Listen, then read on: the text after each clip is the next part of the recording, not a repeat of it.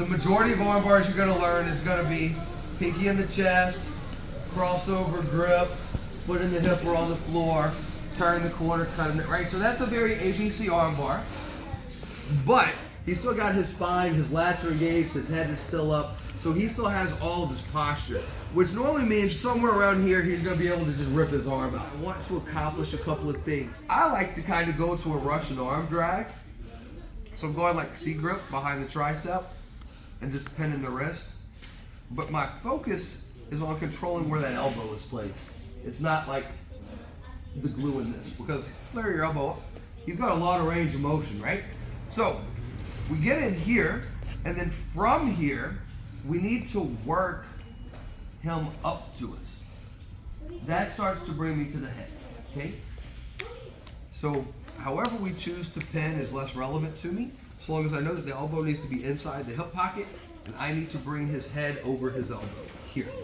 Like this is pretty textbook perfect, everything's spinally aligned right here.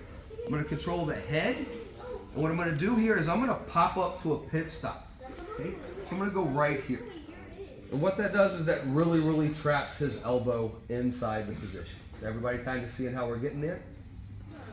The finish from there is going to be pretty easy, and we'll go back over that in just a second. So I'm working in kind of off this Russian. I may even skirt my body a little bit. Immediately trapping into the head, elbows in my center line, but definitely inside my hip pocket. And I'm just going to go to this high pit stop position right here. High pit stop in that it's not a triangle, his arm is still in. Go ahead and pull your arm out real quick. It really pockets that in nice and tidily, and I'm not maintaining pressures and controls in other places. So, we're working in. Bringing this elbow in towards the center line being most important. Bringing his head over his elbow. Trapping and controlling his posture. Whether I'm walking, whether I'm climbing, whether I'm popping. We just want to get to here. Okay?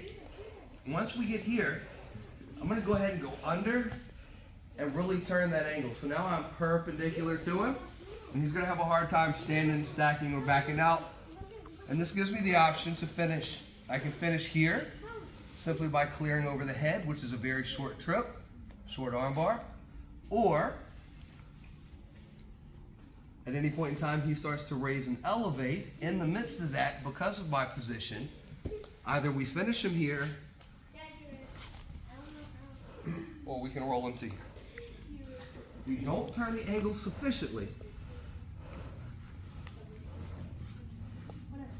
then we start twisting our hips. And that's what starts to lead to us getting stacked and smashed and ending up in these bad positions. So I want to be able to keep both my hips relatively parallel with the floor so that my hamstring curl, this downward motion, once I get over the head, is a downward motion. If my body is canted, now it's like a 45-degree motion. But when both my hips are parallel to the floor, my pinch is much better. And all of this is about maintaining the elbow above the hip pocket, but none of it works if I can't dominate his posture. I'm working my center line. Got my head control. I pop to my top lock here. All right. The odds of him pulling his arm out are starting to get slimmer and slimmer and slimmer. At the moment I turn the corner to go over the arm, if somehow he manages, I'm going to make a decision. And I'm going to make a decision based on where my leg was when he extracts the arm. Can you stick it back in for me? If the leg is on this side and somehow, it's still over here, I haven't crossed it over yet, and somehow, maybe when I go to pop the top lock up, he's able to pull his elbow out. Okay? I'm going to come right back to center in the exact same position. And now, I'm right into my try. Okay?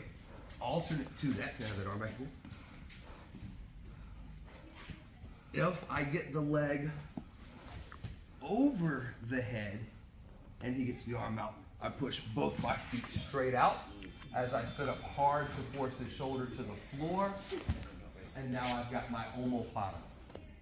how I choose triangle or omoplata is based on which one I'm closest to and which one will be easiest to get.